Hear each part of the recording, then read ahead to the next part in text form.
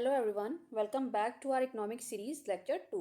तो पहले लेक्चर में हमने पेमेंट सिस्टम के जो भी बेसिक कॉन्सेप्ट थे उनको कवर किया था, राइट। और इम्पॉर्टेंट बात ये है कि इसी टॉपिक से यूपीएससी ने 2025 में एक क्वेश्चन पूछ लिया, ठीक है। तो इसीलिए आज लेक्चर की शुरुआत करने से पहले हम उस क्वेश्चन को डिस्कस करेंगे ताकि आप देख पाओ कि थ्योरी का एग्जाम में डायरेक्ट यूज़ कैसे होता है, राइट। तो चलो अब हम बिना टाइम वेस्ट किए स्टार्ट करते हैं।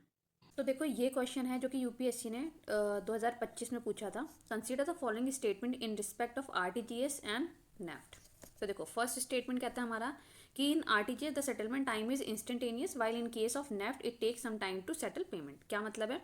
ये कह रहे हैं कि जो आरटीजीएस है वहाँ पे तो इंस्टेंट हो जाता है पेमेंट, बट नेफ्ट में जो है कुछ टाइम लगता है। अब हम देख लेते हैं हमने क्या देखा था। हमने देखा था कि जो नेफ्ट है यहाँ पर क्या होता है 30 मिनट के बैचेस में बैंक ट्रांसफर करता है पेमेंट को, और आरटीजीएस में क्या होता है इंस्टेंट हो जाता है। ये हमने पढ़ा था। तो बात तो ठीक है, ठीक है। तो यानी पहला स्टेटमेंट कैसा हो जाएगा? राइट हो जाएगा, ठीक है। अब सेकंड कहता है कि in RTGS the customer is charge for inward transaction while that is not the case for NEFT. इसका क्या मतलब है कि जो आरटीजीएस है वहाँ पे कह रहा है कि कुछ चार्जेस लगेंगे, जबकि जो नेफ्ट है वहाँ पे ऐसा कुछ एप्लीकेबल नहीं होता है। तो हम देख लेते हैं हमने क्या देखा था। हमने देखा था कि जो नेफ्ट है वहाँ पर क्या होता है, सिंस 2019 नो फीस, मतलब यहाँ पर फीस नहीं लगती है, और आरटीजीएस में भी फीस नहीं लगती है, ठीक है। तो यानी नेफ्ट और आरटीजीएस दोनों में ही फीस नहीं लगती है। तो बट यहाँ पे क्या कह रहा है कि जो आरटीजीएस है वहाँ पे कुछ चार्जेस लगेंगे। तो यानी ये स्टेटमेंट कैसा हो जाएगा हमारा? गलत हो जाएगा, ठीक है। तो सेकंड वाला रॉन्ग है, तो हम क्या करते हैं सेकंड वाले को हटा देते हैं। अब हमें पता है कि फर्स्ट वाला क्या है, राइट है। तो फर्स्ट वाला देखो यहाँ पर है और यहाँ पर है, तो हम क्या करेंगे ये डी वाले को भी हटा देंगे। अब बात आती है कि थर्ड वाला है या नहीं, तो एक बार हम चेक कर लेते हैं।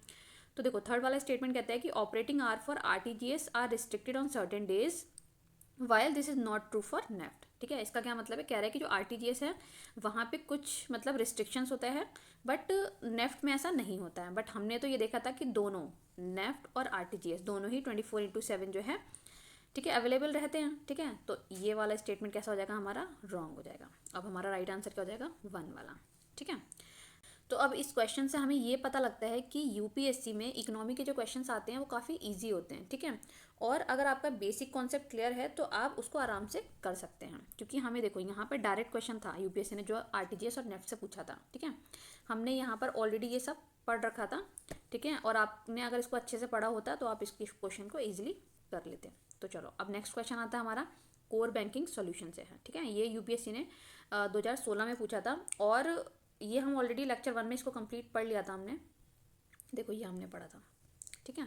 तो अब आपको क्या करना है, आपको इस क्वेश्चन को सॉल्व करना है, ठीक है। पहले आपको उसको रीड करना है और इस क्वेश्चन को सॉल्व करना है, और इसका आंसर मुझे कमेंट में बताना है कि इसका आंसर क्या है। बट उसके अलावा भी अगर आपको कुछ डाउट होता है तो हम नेक्स्ट क्लास में इसको डिस्कस कर लेंगे। तो चलो अब हम आगे बढ़ते हैं। नेक्स्ट कॉन्सेप्ट आता है हमारा कि who can become direct member of RBI का जो नेफ्ट है और आरटीजीएस सर्विस, ठीक है। तो हम इसको ऑलरेडी लेक्चर 1 में डिस्कस कर चुके हैं कि जो आरबीआई का नेफ्ट और आरटीजीएस है उसको बैंक भी यूज़ कर सकते हैं और पीपीआई भी यूज़ कर सकते हैं। सिमिलरली हमने देखा था कि जो एनपीसीआई का आईएमपीएस सर्विस था उसको भी बैंक यूज़ कर सकते थे, और उसके साथ साथ जो पीपीआई सर्विसेज होते हैं वो भी इसको यूज़ कर सकते हैं, ठीक है। और हमने और देखो जो पीपीआई हैं जैसे फ़ोन पे या फिर अमेज़ॉन पे, इनको बैंक अकाउंट की नीड नहीं होती है। जैसे फॉर एग्जांपल हमारे फ़ोन पे से आपको क्या करना है, नेफ्ट को, आरटीजीएस को या फिर आईएमपीएस को सर्विस को आपको यूज़ करना है। तो अगर आपका बैंक अकाउंट नहीं भी है तो भी आप इस सर्विस को यूज़ कर सकते हो, no need of bank account. चलो अब नेक्स्ट आता है कि प्रीपेड पेमेंट इंस्ट्रूमेंट ये क्या होते हैं, ठीक है। तो बेसिकली जो प्रीपेड पेमेंट इंस्ट्रूमेंट हैं यानी पीपीआई, ये एक टाइप के पेमेंट टूल हैं where you first add money into it and then use it for buying things और मेकिंग पेमेंट। इसका क्या मतलब है?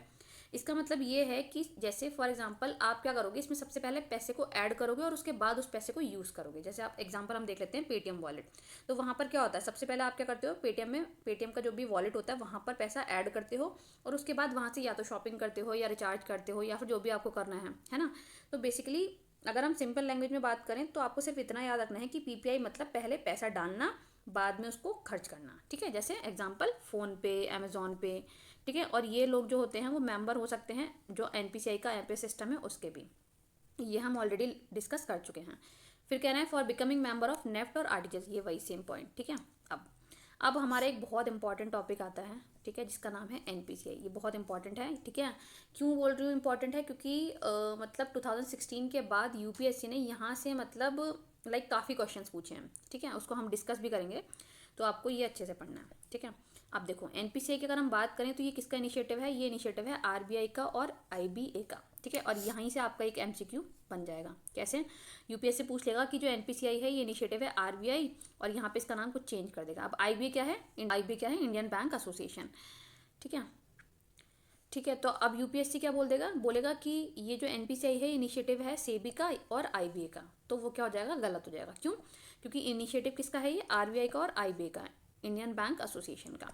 अब दूसरा पॉइंट आता है कि ये क्या है, एक नॉट फॉर प्रॉफिट कंपनी है, ठीक है। अब ये नॉट फॉर प्रॉफिट कंपनी क्या होती है, देखो नॉट फॉर प्रॉफिट कंपनी का मतलब है कि ऐसी कंपनी जो पैसा कमाने के लिए नहीं बनाई गई हो, ठीक है। इसका मेन पर्पस होता है लोगों की हेल्प करना, ठीक है, या सोसाइटी के लिए काम करना। मान लो कि अगर कोई नॉर्मल कंपनी है तो वो प्रॉफिट बनाती है, तो वो प्रॉफिट बना के क्या करेगी, जो भी उसके शेयर होल्डर्स हैं उनको कुछ उस प्रॉफिट का पैसा देगी।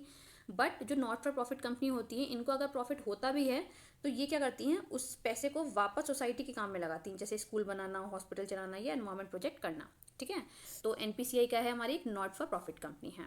अब थर्ड पॉइंट आता है कि इसको सेटअप किया था ओरिजिनली बाय 10 बैंक्स, ठीक है। अब बैंक कौन कौन सी थी ये आपको याद नहीं रखना, आपको सिर्फ इतना पता होना चाहिए कि इसको ओरिजिनली 10 बैंक्स के द्वारा बनाया गया था। और कब बनाया गया था, तो 2008 में बनाया गया था, ठीक है। फिर आता है कि इसका ऑब्जेक्टिव क्या है, ठीक है। तो इसका ऑब्जेक्टिव ये है कि कॉस्ट इफेक्टिव बनाना है पेमेंट सिस्टम को फॉर बैंक्स, ठीक है, ये भी आपको पता होना चाहिए। एक और इम्पॉर्टेंट पॉइंट ये है कि जो रुपए कार्ड है वो किसने लॉन्च किया था, एनपीसीआई ने। और ये क्या है, ये है पीवाईक्यू, ठीक है, ये पीवाईक्यू है। तो अब आपको 5 पॉइंट क्या पता होना चाहिए, देखो फर्स्ट पॉइंट ये किसका इनिशिएटिव है, आरबीआई और आईबीए का। दूसरा point not for profit company है। तीसरा पॉइंट ओरिजिनली 10 बैंकों के द्वारा बनाया गया था, और कब बनाया गया था, तो 2008 में बनाया गया था।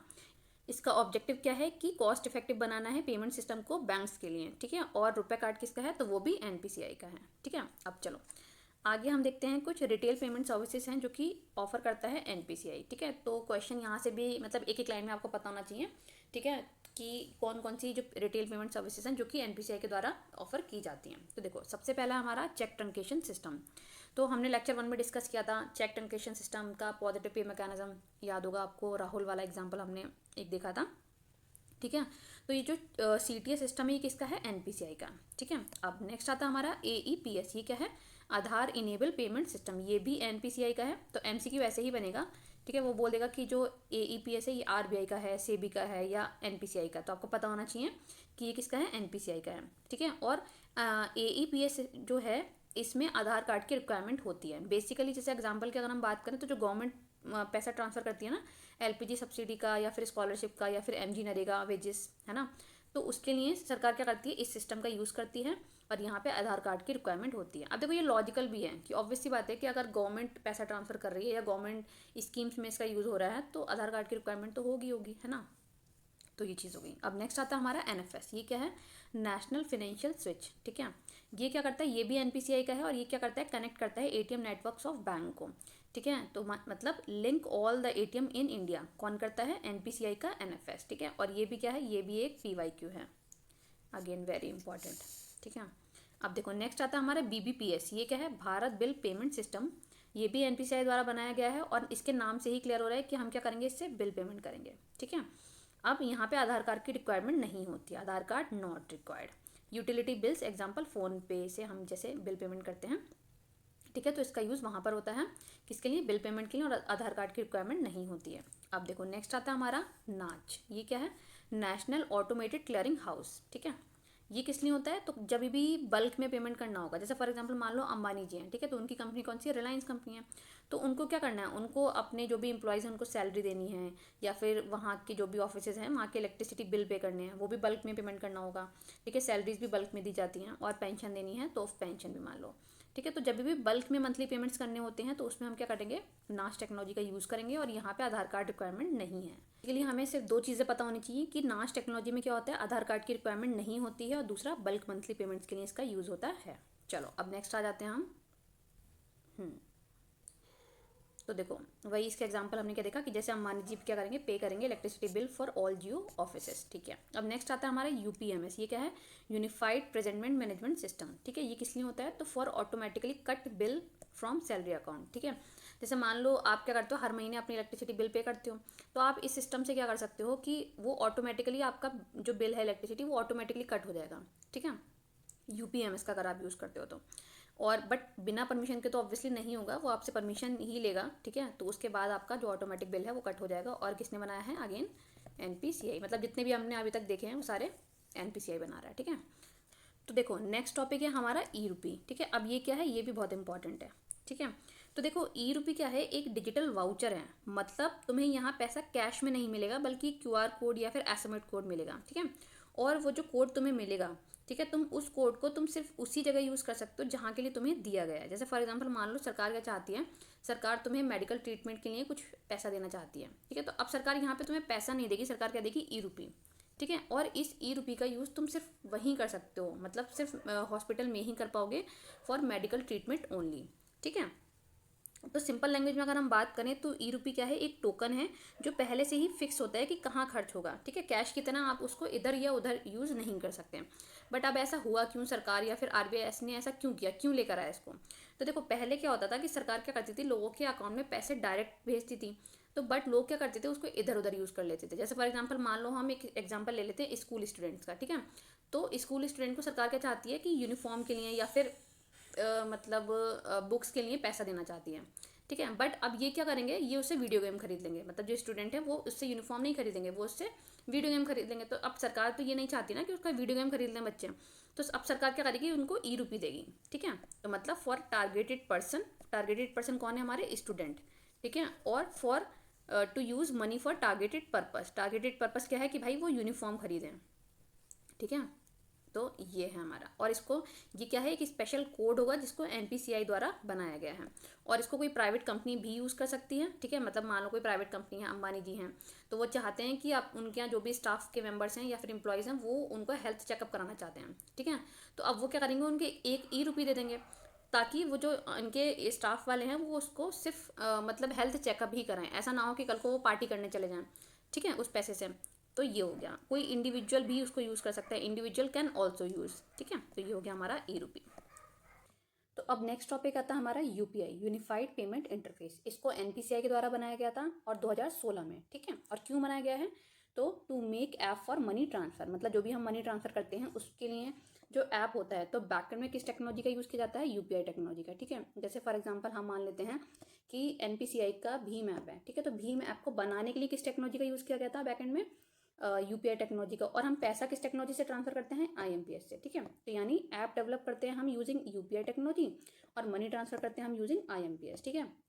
सिमिलरली मैनी अदर कंपनी भी हैं जो कि जिन्होंने अपने ऐप बनाए हैं यूजिंग UPI। जैसे फॉर एग्जांपल SBI का योनो, बैंक ऑफ इंडिया का खुद का ऐप हो गया, पेटीएम है ना, गूगल पे। तो ये सारे जो भी कंपनीज या बैंक हैं इन्होंने भी किस टेक्नोलॉजी का यूज़ किया था अपने ऐप को बनाने के लिए? UPI टेक्नोलॉजी का, ठीक है। तो यानी मनी ट्रांसफर के लिए हम जो भी ऐप बनाते हैं वो UPI का यूज़ करते हैं, ठीक है। अगर हम सिंपल लैंग्वेज में समझें तो UPI क्या है? एक टेक्नोलॉजी या फिर प्लेटफॉर्म है, ठीक है। और इसे किसने बनाया? इसे NPCI ने बनाया है। और इस पर अलग अलग कंपनी या फिर बैंक ने क्या किया? अपनी ऐप बनाई है, जैसे फ़ोनपे, अमेजॉन पे, पेटीएम, भीम, ठीक है। तो एक एग्जांपल से हम देख लेते हैं। जैसे लेट्स अज्यूम कि ये क्या है? एक रोड है, ठीक है। अब ये रोड पे क्या है? बस चलती हैं, बस 1, बस 2, बस 3, ठीक है। ऐसे करके इस पर बस चल रही है। अब मान लो ये जो रोड है ये है UPI, और ये जो हमारी बस है ये है हमारी ऐप। कौन सी ऐप? मनी ट्रांसफर ऐप, जैसे भीम, पेटीएम, गूगल पे, ठीक है।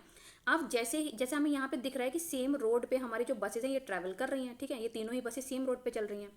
तो सिमिलरली हमारी ये जो ऐप है मनी ट्रांसफर ऐप, ये सेम टेक्नोलॉजी पर ही वर्क करती हैं। कौन सी टेक्नोलॉजी? UPI टेक्नोलॉजी पे, ठीक है। तो यानी हमारी जितनी भी मनी ट्रांसफर की ऐप है ये सेम टेक्नोलॉजी पे वर्क करती हैं। कौन सी? UPI technology. और मान लो जैसे ये पॉइंट A है, ठीक है, और ये पॉइंट B है। तो अब ये मान लो ये जो बस है इसको पॉइंट A से पॉइंट B पर जाना है, ठीक है। तो इसको सबसे ज़्यादा इस बस के लिए क्या इंपॉर्टेंट होगा? इसका इंजन, ठीक है, इसका इंजन इंपॉर्टेंट होगा। अब यहाँ पे हमारे जो मनी ट्रांसफर के केस में हमारे इंजन का काम कौन कर रहा है? IMPS टेक्नोलॉजी या फिर IMPS सर्विस, ठीक है। तो IMPS सर्विस हमारे यहाँ पे रोल प्ले करती है मनी ट्रांसफर के लिए। यानी कि जब आप इन ऐप से पैसा भेजते हो तो बैकएंड में पैसा एक्चुअली किससे जाता है? वो जाता है हमारे IMPS से, या कभी कभी नेफ्ट और RTGS से भी जाता है, ठीक है। तो बेसिकली हमें याद क्या रखना है? हमें याद रखना है जैसे ये हमारा रोड है, तो रोड की जगह काम कौन कर रहा है? हमारा UPI। अब जैसे हमारी बसेज जो हैं सेम रोड पे चल रही हैं सारी, तो सिमिलरली हमारे जो मनी ट्रांसफर की ऐप है वो सिमिलर टेक्नोलॉजी पर वर्क करती हैं, UPI टेक्नोलॉजी, ठीक है। और पैसा किससे ट्रांसफर करते हैं? तो पैसा ट्रांसफर करते हैं हम IMPS से, ठीक है। क्योंकि बिना इंजन के तो बस नहीं चल पाएगी ना, तो इंजन का काम कौन कर रहा है यहाँ पे? हमारा IMPS, ठीक है। तो देखो ये हमने देख ही लिया ऑलरेडी कि भाई जो हमारा ऐप डेवलप कर रहे हैं हम वो UPI टेक्नोलॉजी का यूज़ करके कर रहे हैं, मनी ट्रांसफ़र IMPS से हो रहा है। और सारे जितने भी अदर बैंक या कंपनीज़ के जो भी हमारे मनी ट्रांसफ़र के ऐप हैं वो भी सेम टेक्नोलॉजी पर चलते हैं। ठीक है, अब नेक्स्ट आता है हमारा, ये ऑलरेडी ये देखो, ये PYQ है, 2018 में यूपीएससी ने पूछा था, और ये हमने ऑलरेडी पढ़ लिया कि NPCI का खुद का भी एक ऐप है मनी ट्रांसफ़र का, जिसको क्या बोलते हैं, भीम ऐप। ठीक है, अब NPCI का एक खुद का पेमेंट गेटवे सिस्टम भी है जिसका नाम क्या है, रुपए। ठीक है, रुपए कार्ड। अब देखो, एक हमारा अपडेट आया था जो कि 2021 में आया था। ठीक है, तो थोड़ा पुराना हो गया बट स्टिल पता होना चाहिए। ठीक है, तो 2021 में रिफॉर्म क्या कहते हैं RBI ने, तो देखो जब भी हमारा RBI डिजिटल पेमेंट से रिलेटेड कोई भी रिफॉर्म करेगा तो वो कौन से एक्ट के अंदर करता है, वो करता है पेमेंट एंड सेटलमेंट एक्ट के अंदर। ठीक है, पेमेंट एंड सेटलमेंट एक्ट 2007 के अंदर। ठीक है, तो क्या किया था, पहला तो ये था कि जो IMPS की जो डेली मनी ट्रांसफर की लिमिट थी उसको 2 लाख से बढ़ाकर 5 लाख कर दिया गया था। ठीक है, सिमिलरली जो UPI बेस्ड ऐप ट्रांजैक्शन जो होते हैं उनकी लिमिट को भी 2 लाख से बढ़ाकर 5 लाख कर दिया था UPI ने। ठीक है, चलो अब आगे बढ़ते हैं। अब आता है ये क्यू आर जो हम स्कैन करते हैं ना पेमेंट करने के लिए, तो QR क्या होता है, QR कोड। तो देखो इसकी फुल फॉर्म होती है क्विक रिस्पॉन्स कोड। ठीक है, और ये क्या है, 2D टाइप ऑफ मैट्रिक्स है जिसको हम बार कोड भी बोलते हैं। और इसको किसने बनाया था, इसको जापान ने बनाया था, और कब बनाया था, तो 1990s में बनाया था। ठीक है, बस इतना पता होना चाहिए। ठीक है, अब नेक्स्ट आता है हमारा पेमेंट सिस्टम ऑपरेटर। ये क्या है, पेमेंट सिस्टम ऑपरेटर। ठीक है, तो देखो पेमेंट सिस्टम ऑपरेटर मतलब है कि वो कंपनी या ऑर्गेनाइजेशन जो हमें पैसा भेजने या लेने की सर्विस चलाती हैं। ठीक है, जैसे तुम पेटीएम, फ़ोनपे या गूगल पे से क्या करते हो, पैसा भेजते हो या पैसा ट्रांसफ़र करते हो। तो ये ऐप खुद पैसा नहीं बनाती हैं, ये क्या करती हैं, ये सिर्फ एक सिस्टम चलाती हैं जिसमें तुम्हारा पैसा एक अकाउंट से दूसरे अकाउंट तक सेफली पहुंच जाती हैं। ठीक है, अब RBI क्या करता है, इन सारी कंपनीज को या फिर बैंक्स को क्या करता है, इनको क्या करता है, RBI लाइसेंस देता है ताकि कोई फ्रॉड ना हो और सब कुछ सेफली चलता रहे। ठीक है, तो अब अगर हम बात करें umbrella entity for retail payment की, तो वो कौन है, हमारा NPCI। ठीक है, और जैसे card payment system gateway operators हैं। ठीक है, तो जैसे वीज़ा हो गया, मास्टर कार्ड, या फिर NPCI का रुपए कार्ड। ठीक है, अब ये खुद पैसा थोड़ी ना बना रही है, सिर्फ पैसे को ट्रांसफर कर रहे हैं from one bank to another bank. ठीक है, सिमिलरली क्रॉस बॉर्डर या फिर इंटरनेशनल रेमिटेंस की अगर हम बात करें तो वेस्टर्न यूनियन है। ठीक है, जहाँ से आप क्या करते हो, डॉलर को कन्वर्ट करते हो रुपए में, या रुपए को कन्वर्ट करते हो डॉलर में। मनीग्राम है ना, तो ये सारे जो हमारे क्या है, पेमेंट सिस्टम ऑपरेटर हैं। अच्छा, अब देखो, अब कुछ आते हैं PYQ। ठीक है, अभी तक जो हमने पढ़ लिया है उसके हमें क्या करने हैं, जैसे कि मैंने आपको ऑलरेडी बोल रखा है कि जो भी टॉपिक हम कंप्लीट करते जाएंगे साइमल्टेनियसली हम उसके PYQ भी कंप्लीट करेंगे 2013 ऑनवर्ड्स। ठीक है, तो अब क्योंकि हमने एक टॉपिक कंप्लीट कर लिया है तो अब हमें क्या करना है, इसके PYQ करने हैं। चलो, तो देखो सबसे पहला क्वेश्चन हमारा 2017 में UPSC ने पूछा था, कंसीडर द फॉलोइंग स्टेटमेंट। ठीक है, अब स्टेटमेंट 1 कहता है कि NPCI help in promoting the financial inclusion in the country. हाँ, तो सही बात है, ये हमने देखा था कि जो NPCI का ऑब्जेक्टिव हमने क्या देखा था, यही तो देखा था। तो पहला स्टेटमेंट क्या हो जाएगा, ठीक हो जाएगा। अब देखो सेकंड स्टेटमेंट कहता है कि NPCI लॉन्च रुपए कार्ड आ पेमेंट कार्ड पेमेंट स्कीम। हाँ, तो ये भी हमें पता है कि जो रुपए कार्ड है वो किसका है, NPCI का। तो दोनों स्टेटमेंट कैसे हो जाएंगे, राइट हो जाएंगे। तो हमारा आंसर क्या हो जाएगा, C। ठीक है, अब नेक्स्ट आता है हमारा कि ये क्वेश्चन जो था वो 2018 में UPSC ने पूछा था, और क्वेश्चन है कि which one of the following link all the ATM in India. ये हम ऑलरेडी देख चुके हैं, कहाँ पर देखा था, ये हमने देखा था यहाँ पर। देखो हमने देखा था ना कि NFS जो है, नेशनल फाइनेंशियल स्विच, किसका है, NPCI का। क्या करता है, कनेक्ट करता है ATM नेटवर्क ऑफ बैंक्स को और link all ATM in India. ठीक है, ये हमने ऑलरेडी पढ़ लिया था। तो इसका आंसर क्या हो जाएगा, इसका आंसर हो जाएगा हमारा C, NPCI। ठीक है, NPCI क्या करता है, लिंक करता है सारे ATMs को इंडिया में। चलो, अब नेक्स्ट क्वेश्चन आता है हमारा जो कि UPSC ने 2018 में पूछा था, और क्वेश्चन क्या कहता है कि with reference to digital payment consider the following statement. ठीक है, स्टेटमेंट 1 कहता है कि भीम app allow the user to transfer money to anyone with a UPI enable bank account. हाँ, तो सही बात है, हम भीम ऐप से क्या करते हैं, मनी ही तो ट्रांसफर करते हैं UPI इनेबल बैंक अकाउंट में। तो चलो ठीक हो जाएगा। ठीक है, फर्स्ट वाला राइट हो गया। अब सेकंड स्टेटमेंट हमारा कहता है कि while a chip pin debit card has 4 factor of authentication. ठीक है, Bhim app has only 2 factor of authentication. But ये कैसा हो जाएगा, रॉन्ग। क्यों, सबसे पहली बात तो हमें ये पता होना चाहिए कि जो चिप पिन डेबिट कार्ड होता है does not have 4 factor of authentication. ठीक है, और वाइल जो भीम ऐप है वहाँ पे कितने होते हैं, 3 फैक्टर ऑफ ऑथेंटिकेशन होते हैं, ना कि 2। यहाँ पे क्या लिखा है, 2, तो ये क्या हो जाएगा, रॉन्ग। कितने होते हैं, 3 होते हैं। ठीक है, 3, तो ये रॉन्ग हो जाएगा। यहाँ पे पूछा इन्होंने करेक्ट, तो हमारा सेकंड वाला गलत हो जाएगा, ये भी नहीं होगा, आंसर क्या हो जाएगा, 1। ठीक है, चलो अब नेक्स्ट क्वेश्चन आता है हमारा। अच्छा, ये तो अभी हमें कॉन्सेप्ट पढ़ना है, तो इसको अभी हम आगे देखेंगे। चलो अब आ जाओ। चलो, अब PPI तो ये तो हमने ऑलरेडी पढ़ लिया था। फिर हमने क्या देखा था, POS का हमने देखा था कि इनको लाइसेंस कौन देता है, RBI देता है। ठीक है, जो पेमेंट सिस्टम ऑपरेटर्स हैं इनको लाइसेंस कौन देता है, RBI देता है। बट पहले क्या होता था कि जो ये जो लाइसेंस होता था उसको रिन्यू कराना होता था हर 5 साल में। ठीक है, बट अभी RBI ने क्या कर दिया है, इसको परपीचुअल कर दिया। परपीचुअल मतलब लगातार अब इसको यूज़ कर सकते हो, रिन्यू कराने की ज़रूरत नहीं होगी। ठीक है, चलो अब नेक्स्ट टॉपिक आता है हमारा कार्ड टाइप्स। ठीक है, कार्ड के टाइप्स देख लेते हैं। तो देखो सबसे पहला कार्ड है हमारा प्रीपेड कार्ड। अब प्रीपेड कार्ड में क्या होता है कि पे मनी इन एडवांस एंड पे दैट मच। इसका क्या मतलब है? इसका मतलब ये है कि सबसे पहले आपको बैंक को पे करना है पैसा, उसके बाद ये आपको कार्ड मिलता है। जैसे फॉर एग्जांपल हमारा अमेजॉन गिफ्ट कार्ड, यहाँ पे क्या होता है, सबसे पहले हमें अमेजॉन को पे करना होता है उसके लिए, उसके बाद वो एक वाउचर देता है हमें, ठीक है, 1000 रुपये का या 2000 रुपये का, जितना भी आपको करना है, ठीक है। तो यहाँ पे हमें एडवांस में पे करना होता है और फिर वो हमें कार्ड के फॉर्म में मिल जाएगा अमेजॉन गिफ्ट कार्ड, ठीक है। अब सेकंड होता है हमारा डेबिट कार्ड। यहाँ पे क्या होता है, spend existing money from bank account, मतलब जो ऑलरेडी आपके बैंक में जितना पैसा है, ठीक है, आप उसको ही यूज करते हो डेबिट कार्ड से, ठीक है। तो ये हो गया हमारा डेबिट कार्ड। क्रेडिट कार्ड के केस में क्या होता है, स्पेंड एंड पे आफ्टरवर्ड, ठीक है। इसका मतलब क्या है कि आपके अकाउंट में मान लो पैसा नहीं है, क्रेडिट कार्ड में क्या होता है कि आप पहले पैसे को खर्च करते हो और उसके बाद उसको बैंक को पे करते हो। अब यहाँ पे एक लिमिट होती है, जैसे फॉर एग्जाम्पल मान लो 30 डेज का है, ठीक है, तो अगर 30 डेज में आपने पे कर दिया तो आपका इंटरेस्ट फ्री रहेगा, बैंक कुछ भी इंटरेस्ट नहीं लेगा। बट अगर आपने लेट कर दिया 30 डेज से, तो यहाँ पे फिर आपको कुछ इंटरेस्ट लगता है। तो ये हो गया हमारा क्रेडिट कार्ड, ठीक है। अब कुछ कार्ड होते हैं जो होते हैं हमारे हाइब्रिड कार्ड। यहाँ पे क्या होता है, दो सर्विसेज एक ही कार्ड में आपको मिल जाती हैं। जैसे फॉर एग्जांपल मान लो ये जो कार्ड है, यहाँ पे डेबिट कार्ड होगा, एक यहाँ पे डेबिट कार्ड की चिप होगी और दूसरी चिप होगी हमारी क्रेडिट कार्ड की, तो इसको बोलते हैं हम हाइब्रिड कार्ड, ठीक है। अब हम क्या करते हैं, कार्ड के कुछ टाइप देख लेते हैं डिपेंडिंग ऑन टेक्नोलॉजीज, ठीक है, कि वो किस टेक्नोलॉजी पे वर्क कर रहे हैं, उसके अकॉर्डिंग हम इस पर टाइप देख लेते हैं। तो सबसे पहला हमारा मैग्नेटिक कार्ड, ठीक है। तो देखो 1960s में क्या होता था, जो हमारे कार्ड बनते थे डेबिट कार्ड या क्रेडिट कार्ड, उनके ऊपर एक मैग्नेटिक स्ट्रिप होती थी, ठीक है। क्या होती थी, मैग्नेटिक स्ट्रिप होती थी। और ये जो स्ट्रिप है, इसी के अंदर क्या होता था, हमारा डेटा होता था, ठीक है। जो भी हमारा डेटा है कस्टमर से रिलेटेड वो या फिर कार्ड से रिलेटेड, वो किस में होगा, इस स्ट्रिप में होता था। बट फिर ये जो भी हमारे फ्रॉडस्टर होते थे, ये क्या करते थे, उस डेटा का डुप्लीकेशन कर देते थे या फिर क्लोनिंग करते थे। तो उस वजह से फिर आरबीआई ने क्या किया, सर्विस को स्टॉप कर दिया 2019 के बाद, इसको स्टॉप कर दिया, ठीक है। क्यों? क्योंकि डुप्लीकेशन हो रहा था और क्लोनिंग हो रही थी, तो डेटा क्या हो रहा था, लीक हो जा रहा था, ठीक है। फिर उसके बाद हमारे आते हैं, फिर उसके बाद जब ये वाला स्टॉप कर दिया आरबीआई ने, तो उसके बाद हमारे आए ईएमवी कार्ड। देखो अब इसमें क्या होता है, यहाँ पे जो भी चिप इंफ्रास्ट्रक्चर होता है वो कैसा होता है, इनक्रिप्टेड होता है। इनक्रिप्टेड मतलब कि जो थर्ड पार्टी है वो वहाँ पे इन्वॉल्व नहीं हो पाएगी। क्यों? क्योंकि डेटा जो है वो उसको कोडिफाई कर दिया गया है, ठीक है।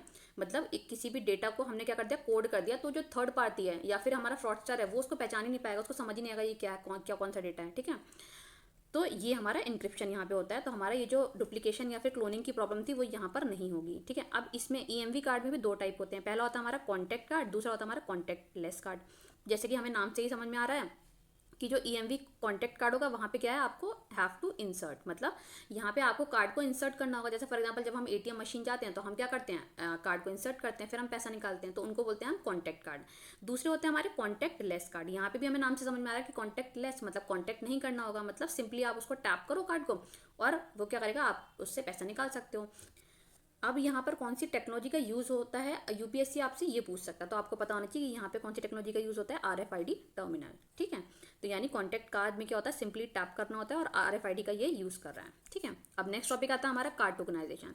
तो देखो ये क्या है, तो देखो जब हम क्या करते हैं, कभी भी शॉपिंग करते हैं अमेजोन से या फ्लिपकार्ट से, तो हम वो जब हम उसको पे कर रहे होते हैं तो वो हमें एक ऑप्शन देता है कि आप क्या कर सकते हो, आपकी जो कार्ड की डिटेल्स हैं उसको सेव कर सकते हो। बट यहाँ पे दिक्कत क्या आती है कि मान लो इन फ्यूचर ऐसा हो जाए कि अमेजोन या फिर फ्लिपकार्ट जो है वहाँ पे हैक कर ले कोई भी इंसान उसको, ठीक है। तो अब जब उसको हैक कर लिया जाएगा तो आपका डेटा तो लीक हो सकता है, क्योंकि भाई आपने तो कार्ड की डिटेल वहाँ पे सेव कर रखी है ना, तो जब वो ऐप हैक हो गया है तो आपका डेटा भी लीक हो सकता है, ठीक है। तो इस प्रॉब्लम को सॉल्व करने के लिए हमारे कॉन्सेप्ट आता है जिसका नाम है कार्ड टोकनाइजेशन। तो यहाँ पे क्या होता है, जो ऐप है वो क्या करेगा, आपके रियल कार्ड नंबर को स्टोर नहीं करता, वो रेदर वो क्या करता है, एक टोकन नंबर को स्टोर करता है या फिर फेक नंबर को, जिससे अगर मान लो इन फ्यूचर उनका जो ऐप है वो हैक हो भी जाता है तो भी आपकी जो डिटेल है वो लीक होंगी भी, तो वो टोकन नंबर रहेगा, ठीक है। तो टॉपिक है हमारा नेशनल कॉमन मोबिलिटी कार्ड। ये क्या है, ठीक है। तो ये जो कार्ड है एनसीएमसी कार्ड, ये कब आया था, 2019 में आया था। और किसका इनिशिएटिव था, तो urban ministry, NPCI plus other organization, ठीक है। तो अब यहीं से आपका एक एमसीक्यू बन जाएगा, ठीक है। वो पूछेगा ये किसका इनिशिएटिव है, तो आपको पता होना चाहिए क्या, कि जो NCMC national common mobility card जो है वो अर्बन मिनिस्ट्री और एनपीसीआई का इनिशिएटिव है, ठीक है। अब इसके 3 कंपोनेंट हैं, क्या कि सबसे पहला तो इसको कौन इशू करेगा, बैंक, ठीक है, बैंक द्वारा इसको इशू किया जाएगा। दूसरा है can be credit card, debit card और प्रीपेड कार्ड, जैसे कि हम लोगों ने अभी ये 3 देखे थे ना कार्ड। तो ये जो है हमारा एनसीएमसी कार्ड जो है वो can be credit, debit and prepaid card. अब नेक्स्ट पॉइंट है कि can be use for metro bus toll. ठीक है, अब देखो जैसे अगर आप दिल्ली में रहते हो या जहाँ पर भी मेट्रो है तो आपको पता होगा कि मेट्रो के लिए अलग से कार्ड होता है। ठीक है, एंड बस के लिए आप अलग कार्ड यूज़ करते हो, और जो टोल प्लाजा होता है वहाँ के लिए आप अलग कार्ड यूज़ करते हो। तो अब हमारी जो गवर्नमेंट है वो एक ऐसा कार्ड लेकर आ रही है जो कि कॉमन कार्ड होगा और जहाँ जिसका आप यूज़ सब जगह कर सकते हो, है ना। तो नाम में ही क्या है, कॉमन मोबिलिटी कार्ड। ठीक है, तो आप एक सिंगल कार्ड का यूज़ आप हर जगह कर सकते हो, मेट्रो में, बस में और टोल में। ठीक है, तो ये चीज़ आपको पता होनी चाहिए। ठीक है, तो बेसिकली आपको क्या पता होना चाहिए कि जो एनसीएमसी कार्ड है 2019 में आया था, किसका इनिशिएटिव है, तो अर्बन मिनिस्ट्री प्लस एनपीसीआई का। इसका 3 कंपोनेंट है, क्या क्या, इसको इशू करता है बैंक, और can be a debit, credit and prepaid card, और मेट्रो बस टोल के लिए आप इसको यूज़ कर सकते हो। और इसके अलावा आपको एक पॉइंट ये याद रखना है कि जो 2 टर्म है, स्वीकार और स्वागत, ये किससे रिलेटेड है, इससे रिलेटेड, बस एक लाइन में। ठीक है, बता, अगर कभी वैसे तो पूछेगा नहीं यूपीएससी, बट इनकेस अगर कभी पूछा तो बस आपको इतना पता होना चाहिए कि ये जो 2 टर्म है रिलेटेड है एनसीएमसी कार्ड से रिलेटेड। ठीक है, स्वीकार क्या है, ऑटो फेयर कलेक्शन सिस्टम के लिए, और स्वागत क्या है, ऑटोमेटेड गेट।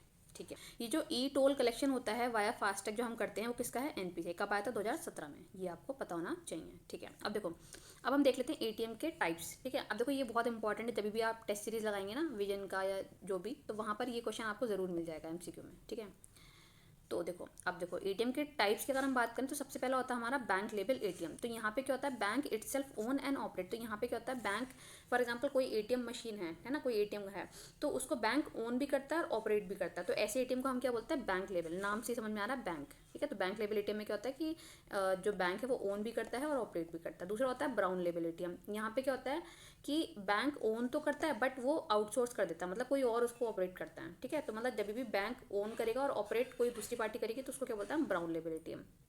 ठीक है, अब तीसरा होता है हमारा व्हाइट लेबल एटीएम। यहाँ पे क्या होता है कि ना तो बैंक ओन ही करता है और ना ही बैंक ऑपरेट करता है, ये किसी थर्ड पार्टी को दे दिया। जैसे कोई नॉन बैंक है ना, तो वो ओन करेगा और ऑपरेट करेगा। इसका एग्जांपल जैसे मुथूट फाइनेंस। ठीक है, तो मान लो कोई एक ऐसा एटीएम है जो कि मुथूट फाइनेंस का है, तो वो क्या है, एक एनबीएफसी है, तो ये बैंक तो है नहीं, तो ये क्या है, नॉन बैंक। तो जब कोई नॉन बैंक एंटिटी क्या करे, किसी भी एटीएम को ओन करे या ऑपरेट करे, तो उसको बोलते हैं हम व्हाइट लेबल एटीएम। ठीक है, अब इसमें एक अपडेट क्या था कि आरबीआई ने क्या किया है, ऑन टैप लाइसेंसिंग सिस्टम जो है अलाउ किया है, किसके लिए, व्हाइट लेबल एटीएम के लिए। मतलब पहले क्या होता था कि आरबीआई की एक विंडो होती थी कि इस टाइम में आप क्या कर सकते हो, लाइसेंस ले सकते हो आरबीआई से, बट अभी आरबीआई ने क्या कर दिया, ऑन टैप लाइसेंसिंग कर दिया। मतलब अब जब दिल करे आपका तब आके अप्लाई करो और लाइसेंस ले लो। ठीक है, तो ये हमारा जो है व्हाइट लेबल एटीएम हो गया। अब देखो नेक्स्ट टॉपिक है हमारा माइक्रो एटीएम। ठीक है, ये क्या होता है, तो देखो माइक्रो एटीएम क्या होता है, एक बहुत छोटी मशीन होती है। जैसे फॉर एग्जांपल ये देखो, ये है माइक्रो एटीएम। ठीक है, ये क्या है, एक छोटी मशीन है। जैसे हमारी जो स्वाइप मशीन होती है ना, तो उसके जैसा ही दिखता है ये, बट ये एक छोटी मशीन होती है और इसे बैंक क्या करता है, अपने एजेंट को देता है। ठीक है, और ये एजेंट ही क्या करता है, लोगों के लिए चलता फिरता एटीएम बन जाता है। ठीक है, मान लो तो जैसे तुम्हें पैसे निकालने हैं लेकिन तुम्हारे गांव में बैंक ही नहीं है या फिर एटीएम ही नहीं है, तो तुम क्या करोगे, एजेंट के पास जाओगे, मशीन में अपना आधार कार्ड नंबर डालोगे या फिर फिंगरप्रिंट या फिर डेबिट कार्ड या जो भी आपके पास पिन वगैरह है, आप क्या करोगे, वो एजेंट को दोगे और मशीन सीधा बैंक से कनेक्ट हो जाएगी और तुम्हारे खाते से पैसा काट के एजेंट क्या करेगा, तुम्हें अपने पास से कुछ पैसा जो उसके पास कैश में होगा वो दे देगा। ठीक है, तो यही क्या होता है हमारा माइक्रो एटीएम। ठीक है, बेसिकली ये ऐसी जगहों पर होता है जहाँ पर एटीएम या फिर बैंक सर्विस अवेलेबल नहीं होती है। ठीक है, तो वहाँ पर क्या करता है, बैंक अपने एजेंट को भेजता है और वो एजेंट ही लोगों के लिए चलता फिरता एटीएम बन जाता है। ठीक है, ये जो माइक्रो एटीएम है ये आधार इनेबल पेमेंट सिस्टम है। ठीक है, और हमने ऑलरेडी जैसे पढ़ लिया था, ये तो आधार इनेबल पेमेंट सिस्टम को किसने बनाया था, एनपीसीआई ने। और यहाँ पे आधार कार्ड की रिक्वायरमेंट होती है। तो हमने जैसा भी देखा है कि माइक्रो एटीएम में क्या होगा कि आप जाओगे और जो भी एजेंट था बैंक का उसको आप क्या बताओगे, अपना आधार नंबर, अपना पिन, है ना, बैंक की डिटेल्स, तो वो क्या करोगे, वो स्वैप करेगा उसको और आपको कैश दे देगा। तो ये है हमारा माइक्रो एटीएम। अब नेक्स्ट टॉपिक आता है हमारा मर्चेंट डिस्काउंट रेट। ये क्या है, तो देखो जैसे जब हम शॉपिंग करने जाते हैं तो जैसे जब वो जो स्वैप मशीन होती है ना, तो वहाँ पे जब हम क्रेडिट कार्ड या डेबिट कार्ड से पेमेंट करते हैं तो कुछ उसमें ना चार्जेस लगते हैं, और वो जो चार्जेस एक्स्ट्रा लगते हैं उसी को बोलते हैं मर्चेंट डिस्काउंट रेट। ठीक है, अब जैसे कि नाम से ही यहाँ पे हमें क्लियर हो रहा है कि मर्चेंट मतलब ये किस पे लगेगा, मर्चेंट पे लगता है, फॉल ऑन मर्चेंट, मतलब मर्चेंट को पे करना होता है ये अमाउंट। अब देखो, अब हुआ क्या कि जो एमडीआर फीस लगती थी ना, तो गवर्नमेंट ने क्या किया, इसकी जो प्राइस थी वो थोड़ा, मतलब जो चार्जेस थे उनको थोड़ा इंक्रीज़ किया। अब ये जो शॉप वाला है क्या सोचेगा कि भाई, क्योंकि जो ये जो मतलब हमारा एमडीआर चार्जेस है किस पे लग रहा है, मर्चेंट पे, तो मर्चेंट सोचेगा इससे अच्छा तो मैं कैश में पैसा ले लेता हूँ, है ना, तो मुझ पे एटलीस्ट चार्जेस तो नहीं लगेंगे। तो वो क्या करेगा, एमडीआर के जब चार्जेस इंक्रीज हो जाएंगे तो वो क्या करेगा, पीओएस अडॉप्शन, पीओएस मतलब जो मशीन होती है ना हमारी स्वैप मशीन, उसको बोलते हैं। ठीक है, तो पीओएस का अडॉप्शन क्या करेगा, कम कर देगा। और मर्चेंट क्या करेगा, डिमांड करेगा कैश पब्लिक से कि भाई मतलब उसको लगेगा कि यहाँ पे तो चार्जेस लग रहे हैं, तो मैं क्या करता हूँ अभी कैश का यूज़ करता हूँ, उससे एटलीस्ट मुझे चार्जेस नहीं लगेंगे। तो वो डिमांड करेगा कैश पब्लिक से। कस्टमर क्या करेगा, प्रेफर करता है कैश, तो वो भी क्या करेगा, कैश में दे देगा। बट उससे एक दिक्कत क्या होगी कि जो पीओएस का अडॉप्शन था, जो कि सरकार चाह रही थी कि इनका अडॉप्शन हो वो क्या हो जाएगा, कम हो जाएगा। ठीक है, तो कह रहे हैं कि increase rate of income since less number of POC. तो ये क्या करेगा, मर्चेंट अपनी इनकम को बढ़ाने के लिए क्या करेगा, पीओएस का यूज़ नहीं करेगा। ठीक है, तो अब कह रहे हैं 2017-18 में फिर क्या हुआ, अब ये सारी प्रॉब्लम आ रही थी तो 2017-18 में आरबीआई ने क्या किया, सीलिंग लगा दी एमडीआर पे। मतलब अब डेबिट कार्ड पे मैक्सिमम 0.9% ही एमडीआर लगेगा। ठीक है, तो फिर अब देखो कि अब ये जो आरबीआई ने किया, ये कौन से एक्ट के अंदर किया, ये पूछ सकता है। ठीक है, तो RBI done this under payment and settlement act 2007 के अंदर करता है। ठीक है, अब फिर 2018 में क्या हुआ, फिर लेटर जो इलेक्ट्रॉनिक मिनिस्ट्री थी उसने क्या किया, 2 साल के लिए एमडीआर पे सब्सिडी दे दी। ठीक है, कि मतलब अगर if transaction up to 2000 through debit card, मतलब अगर आप 2000 तक का जो है ट्रांजैक्शन करते हो अपने डेबिट कार्ड से, तो वहाँ पे आपको कुछ सब्सिडी मिलेगी। किसको, मतलब उसको ही मिलेगी, मर्चेंट को, क्योंकि मर्चेंट ही पे कर रहा है। तो 2 साल के लिए क्या किया, सब्सिडी दे दी। फिर 2019 के बजट में क्या हुआ, no MDR on big firms. तो 2019 में बजट में ऐसा बोला गया कि जो बिग फर्म्स है जिनका टर्नओवर 50 करोड़ से ज़्यादा का है, उन पे एमडीआर नहीं लगेगा। बट अब ये जो बर्डन था वो किसी ना किसी पे तो आना था, तो ये बर्डन किस पे आएगा, आरबीआई और bank will absorb this burden. ठीक है, फिर 2022 के बजट में बोला है कि भाई हम क्या करते हैं, ये जो हमने सब्सिडी दी थी उसको हम रिज्यूम करते हैं, तो सब्सिडी को रिज्यूम कर दिया गया। ठीक है, तो ये था। और नेक्स्ट मतलब बस अब इतना मैंने आपको बता दिया है, बट आपको सिर्फ याद तो ये रखना है। वैसे ये पीवाईक्यू है तो ऑलरेडी ये एग्जाम में पूछ लिया गया है। ठीक है, तो बहुत ज़्यादा आपको नहीं, एक लाइन में पता होना चाहिए बस। ठीक है, चलो फिर आती है हमारी नंदन नीलेकानी पैनल। ठीक है, यहाँ पे आपको पता होना चाहिए कि ये जो पैनल था इसको बनाया गया था आरबीआई के द्वारा, क्यों, डिजिटल पेमेंट से रिलेटेड। ठीक है, तो एक लाइन में पता होना चाहिए कि वो पूछेगा किससे रिलेटेड है, तो डिजिटल पेमेंट से रिलेटेड है। फिर आपको ये पता होना चाहिए कि जो पेमेंट इंफ्रास्ट्रक्चर डेवलपमेंट फंड था ये किसने बनाया था, ये भी आरबीआई का था। ठीक है, एक एक लाइन में ये पता होना चाहिए। फिर आप देखो आरबीआई ने अलाउ किया है ऑफलाइन डिजिटल पेमेंट। ठीक है, जैसे फॉर एग्जांपल मान लो आप कभी मतलब ट्रैकिंग पर जाते हो माउंटेन्स पर। ठीक है, तो वहाँ पे क्या होता है, बहुत ज़्यादा नेटवर्क नहीं आ रहे होते हैं, तो आपका जो मतलब जैसे जब आप अगर आप यूपीआई वगैरह कर रहे हो तो वहाँ पर दिखाने लग जाता है ना सर्वर डाउन। तो वो प्रॉब्लम को ओवरकम करने के लिए आरबीआई ने क्या बोला कि मैं ऑफलाइन डिजिटल पेमेंट को अलाउ करता हूँ अप टू लिमिट 2000, मतलब 2000 रुपये तक का आप ऑफलाइन डिजिटल पेमेंट कर सकते हैं। ठीक है, अब नेक्स्ट आता है कि regulation over digital payment settlement. ठीक है, तो रेगुलेशन की बात कर लेते हैं हम। तो हम अच्छा एक चीज़ आपको क्या याद रखनी है, ये मतलब एक पॉइंट है जो आपको याद रखना है, इंपॉर्टेंट पॉइंट फॉर एमसीक्यू। कि जो नरसिम्हम 2 कमेटी थी 1998 में बनाई गई थी, और किस लिए बनाई गई थी, ये क्वेश्चन पीवाईक्यू है कि बैंकिंग रिफॉर्म के लिए। ठीक है, अब देखो तो ये जो बीपीएसएस है ना, board for supervision and payment and settlement system. ठीक है, इसको क्यों बनाया गया, तो for regulation and supervision of payment and settlement system. ठीक है, मतलब जो भी डिजिटल पेमेंट्स वगैरह कर रहे हैं उसके रेगुलेशन और उसके सुपरविजन के लिए क्या बनाया गया, बीपीएसएस। ठीक है, अब इसको चेयर कौन करता है, इसको चेयर करते हैं हमारे आरबीआई गवर्नर। ये एमसीक्यू के लिए याद रखो। ठीक है, और ये क्या है कि स्टैट्यूटरी बोर्ड है, मतलब लॉ के द्वारा इसको बनाया गया है। ठीक है, अब देखो all payment system provider have to register, मतलब सारे ही जो पेमेंट सिस्टम प्रोवाइडर्स हैं उनको क्या करना होगा, यहाँ पे रजिस्टर करना होगा। लेकिन फिर इसको कौन सुपरवाइज करता है, तो देखो RBI will supervise BPSS under payment and settlement system. ठीक है, तो हमने क्या देखा, बेसिकली हमने देखा कि ये जो board for supervision of payment settlement system है, ये क्या कर रहा है, रेगुलेट कर रहा है या सुपरवाइज कर रहा है किसको, पेमेंट्स एंड सेटलमेंट सिस्टम को। ठीक है, और ये इसका चेयरमैन कौन है, तो आरबीआई गवर्नर ही है। और ये एक स्टैट्यूटरी बोर्ड है, मतलब लॉ से बनाया गया है। ठीक है, सारे पेमेंट सिस्टम प्रोवाइडर को यहाँ पे रजिस्टर करना होगा। और बीपीएसएस को कौन रेगुलेट करता है, आरबीआई। कौन से एक्ट के अंदर करता है, तो पेमेंट एंड सेटलमेंट एक्ट के अंदर करता है। अब देखो नेक्स्ट टॉपिक है हमारा इंटीग्रेटेड ऑम्बड्समैन स्कीम। ठीक है, तो इस स्कीम को आरबीआई लेके आया था 2021 में। ठीक है, और इसका क्या काम था, इसका काम था आम लोगों की शिकायत को सुनना और उसको सॉल्व करना। अब देखो पहले क्या दिक्कत थी कि पहले 3 अलग अलग स्कीमें थी। जैसे पहली थी हमारी बैंकिंग ऑम्बड्समैन, मतलब ये बैंकिंग के लिए था। दूसरा था एनबीएफसी ऑम्बड्समैन, ये एनबीएफसी के लिए। और तीसरा था हमारा डिजिटल ट्रांजेक्शन ऑम्बड्समैन। तो यहाँ पे दिक्कत क्या होती थी कि लोगों को समझ ही नहीं आता था कि शिकायत कहाँ करें। ठीक है, तो ये क्योंकि 3 अलग अलग थे तो लोगों को यहाँ पे कन्फ्यूजन होता था कि शिकायत कहाँ करनी है। तो इसलिए आरबीआई ने अब क्या कर दिया, इंटीग्रेटेड ऑम्बड्समैन स्कीम लेके आया। ठीक है, तो इन तीनों को जोड़कर क्या किया, एक बना दिया। ठीक है, अब अगर आपकी कोई भी कंप्लेंट है, आपकी कोई भी शिकायत है, तो आप यहाँ पे उसको रजिस्टर कर सकते हो। और किसके अंदर, तो under one nation one ombudsman. ठीक है, ये चीज़ें हैं, तो ये क्या करना है, आपको याद रखना है। तो चलो आज का लेक्चर हम यहीं तक रखते हैं, और बाकी जो कुछ पार्ट हमारा बच रहा है, मुझे लगता है एक और लेक्चर, हाँ एक ही और लेक्चर लगेगा, और हमारा ये जो मनी वाला टॉपिक है वो कंप्लीट हो जाएगा कम्प्लीटली। और अब तक हमने क्या किया है, मनी का जो टॉपिक है कुछ पार्ट बच रहा है और उसके कुछ पीवाईक्यूज। तो अब तक हमने जितना भी पढ़ लिया है, ठीक है, उसके हमने सारे पीवाईक्यू ऑलरेडी कंप्लीट कर। अच्छा हाँ, एक पीवाईक्यू बच रहा है, वो हम देख लेते हैं। एक बच रहा है, देखो ये हमने पढ़ा था ना एमडीआर, इसका एक पीवाईक्यू बच रहा था, कहाँ पर गया, तो देखो क्वेश्चन जो था हमारा 2018 में पूछा गया था कि which one of the following best describe the term merchant discount rate sometimes in news. और उस टाइम पे ना ये बहुत ज़्यादा करंट अफेयर्स में था। ठीक है, तो ये करंट अफेयर्स का अब आपको ये भी पता लग जाएगा कि करंट अफेयर्स से यूपीएससी कैसे क्वेश्चन पूछता है। ओनली वन लाइनर क्वेश्चन पूछ जाते हैं। ठीक है, तो आपको ना पीएचडी नहीं करनी है कि अगर कोई भी टॉपिक करंट अफेयर्स में आ गया तो आप उसके पीएचडी कर देंगे। आपको सिर्फ वन लाइनर पता होना चाहिए कि भाई ये जो टॉपिक है या ये जो टर्म है वो किस चीज़ से रिलेटेड है। ठीक है, तो अब देखो इसके ऑप्शन। तो पहला कह रहा है कि the incentive given by a bank to merchant for accepting payment through debit card. तो ये क्या इंसेंटिव है? नहीं, इंसेंटिव तो नहीं है, गलत। दूसरा, the amount paid back by bank to their customer when they use debit card for financial transaction for purchasing goods और सर्विस। तो ये क्या आपका अमाउंट पेड है by the banks to customer? नहीं, ऐसा भी नहीं है।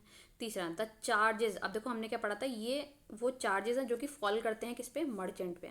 ठीक है, तो कहना है the charges to a merchant by a bank for accepting payment from his customer through the bank debit card. हाँ, तो ये आंसर क्या हो जाएगा? ठीक हो जाएगा, हमने यही तो पढ़ा था।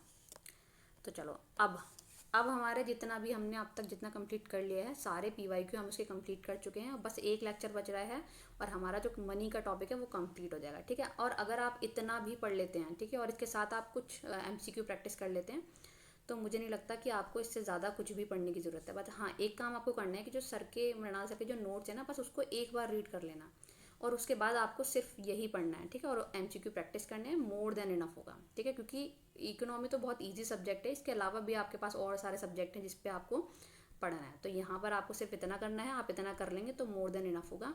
तो चलिए फिर हम मिलते हैं नेक्स्ट लेक्चर में। Thank you.